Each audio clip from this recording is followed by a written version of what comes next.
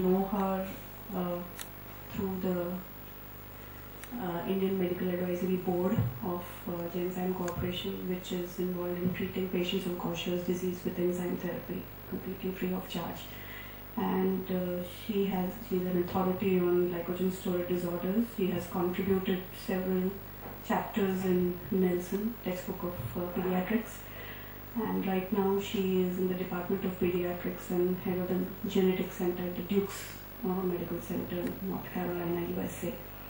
So I'd like to welcome Priya. It's been an honor to have you and to be associated with you. We have a small but interested group of residents here, and I think just don't feel inhibited to ask Priya any questions anytime. She's very friendly and approachable. So I think we'll start off without any further delay. I'd like to first invite Dr. Ajay Javeri, who is a so it's a mix of Priya, gastro and pediatric residents. Okay. There are 3 cases we're going to present. Ajay is a gastro resident who would be presenting the first case.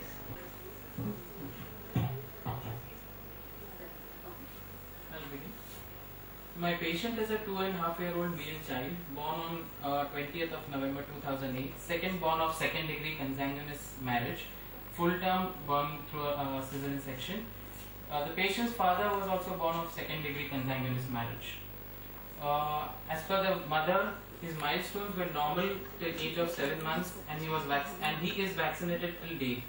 At age of 7 months, while bathing, the child's grandmother noticed a lump in the left hypochondrium, and then the story begins. He was investigated, was found to have hepatosplenomegaly, was referred to a hematologist who had done a bone marrow biopsy, and the diagnosis was clinched. The grandmother had lost her younger child at age of around 4.5 years, who had succumbed to some illness, and he also had some lump in the abdomen.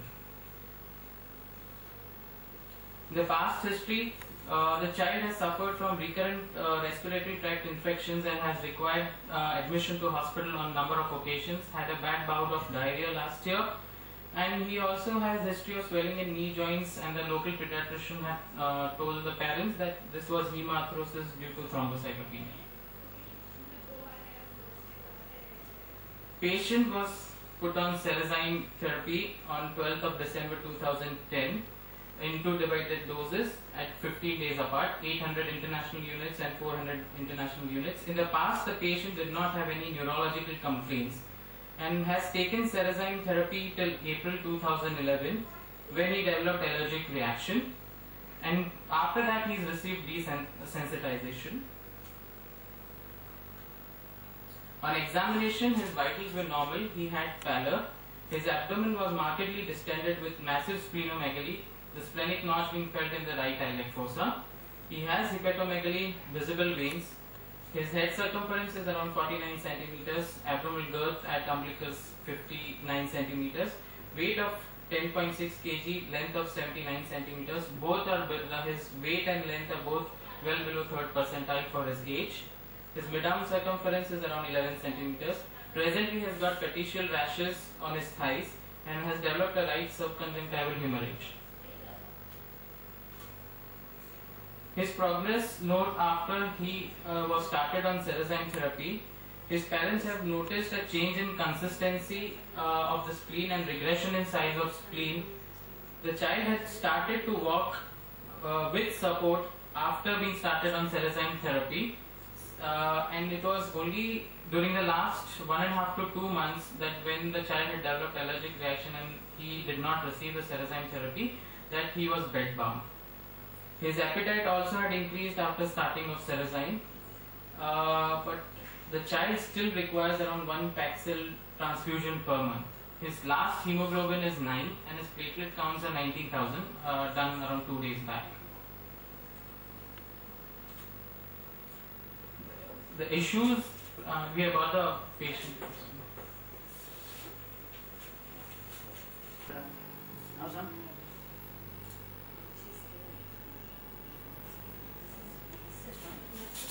Screen is actually up to And they showed up the diagnosis. yeah. You've done mutations. US ला पाठवलं होतं ना blood test. Yeah, they've been sent. We don't have the results. But they have been sent. This is like Spleen, notch is here. Spleen is coming up to the right eyelid. there's no ascites or No, No. sir.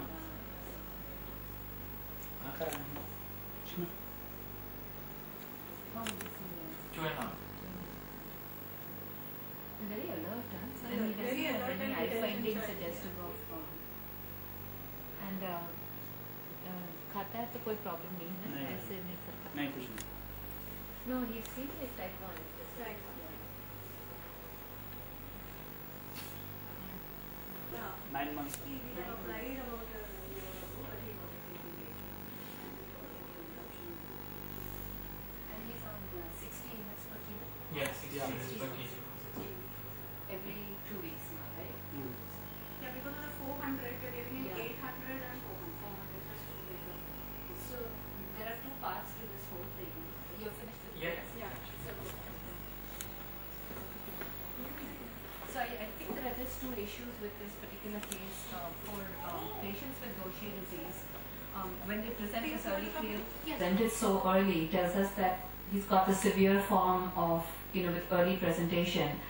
And what we often try and get done is the mutation analysis, because there are certain subtypes which are more recalcitrant to therapy, or which may also have an aortic valve component to the disease, or may have more of bone involvement. It appears at this point that he does not have bony involvement, right? He's not had a bone crisis or any of this. What's interesting is that his splenomegaly is really massive, and despite 10 months of therapy, he's still not shown a response. So I can think of 2 reasons. One is, does he have a dual diagnosis of Gaucher disease plus something else? A second thought is this a misdiagnosis? Because very often, if the diagnosis is made based on the presence of bone marrow macrophages, it really could be Niemann-Pick or something else, though unlikely in this situation. And the third is, has he developed antibodies to the IV Cerazine, as a result of which, he's not showing a response to therapy. Those are 3 thoughts.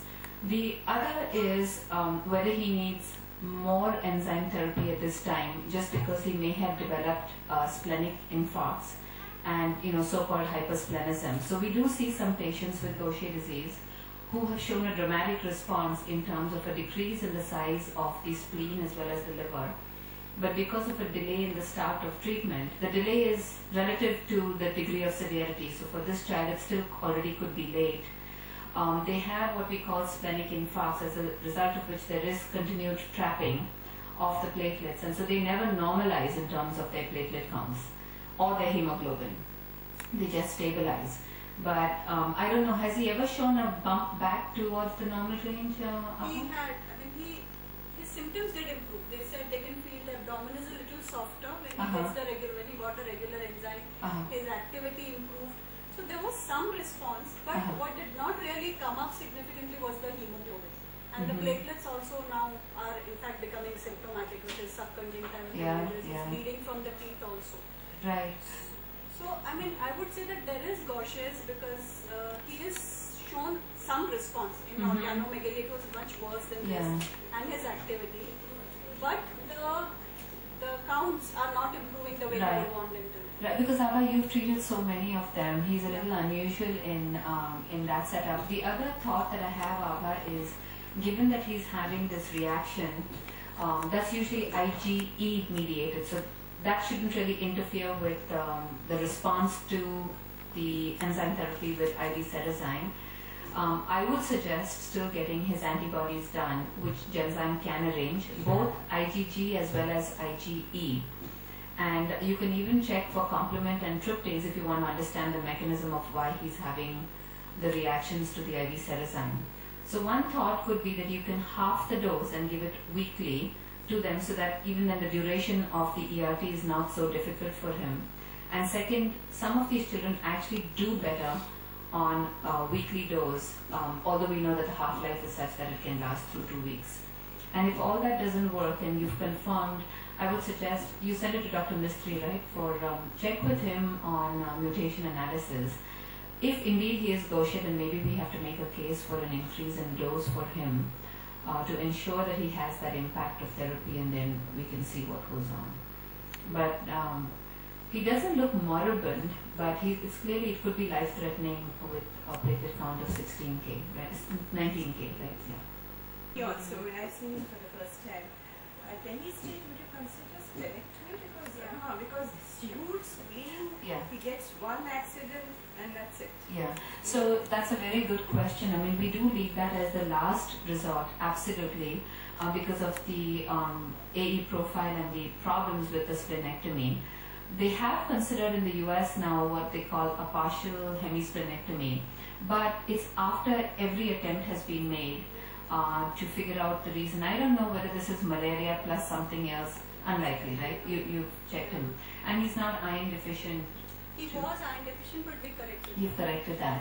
So, I mean, if everything fails, Dr. Kumar, then yes, sometimes we have considered that because the challenge is once you do a splenectomy on a child like this, then the likelihood of him having bony complications really go up. And then the second complication which can really occur with the splenectomy, of course, is the infection risk. But we've seen that they can also develop pulmonary hypertension. So because the Gaucher cells have to be offloaded somewhere else, and so if right now the spleen is doing it, then they really do end up with the bone crisis. So I'd be very curious in this case, Abha, to see what his genotype is. And just out of curiosity, I'm sure you've checked his vitamin D levels and other things, right? Because we're finding a high proportion of them to be vitamin D deficient. Is familiar. People still do bone marrows to diagnose Gaucher. Oh. So how one would diagnose and think of Gaucher. So I think even as I've trained right here, by the way, in Nair, so my loyalties and my training really comes from here. I don't think we really put storage disorders so much in our differential. I mean, I think we first think about, if we think about a splenohepatomegaly, I think we think of infectious, which is viral, or then it can be malarial parasite, or depending if the child is from Bihar, leishmaniasis, etc. And then the second we think about is malignancy. And very often these children end up in the office of a hematologist where a bone marrow, etc. is done. I think as we've joined this IMAP forum, we are recognizing that there are a significant number of children that we're diagnosing with Gaucher disease. And interestingly, this little boy is different from what we've seen, because what we see here is more the neurological spectrum of Gaucher, or what we call neuronopathic Gaucher disease. So he clearly, I mean, just looking at him doesn't appear that way. The ones we're seeing from South India, Abha, and even from the northern parts, the northern belts are really with, they can have the eye findings, but they also can have some CNS component like retroflexion of the neck. So they're not the classic type 2 Gaucher, they're in between what we call type 2 and type 3 Gaucher disease, where type 3 just has eye involvement and type 2 has the significant neurological component, and they die within 1 to 2 years of life. This little one really does look like type 1 Gaucher, but a very severe form of type 1 with such early manifestations.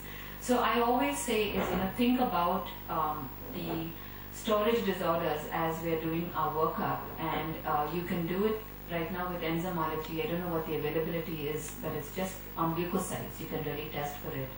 And I think Sandor and some labs in India are doing it. And the second is genotyping or mutation analysis, which also I think is becoming, there are some common mutations in the Indian subpopulation, so you don't even have to do full gene sequencing, and it can be achieved.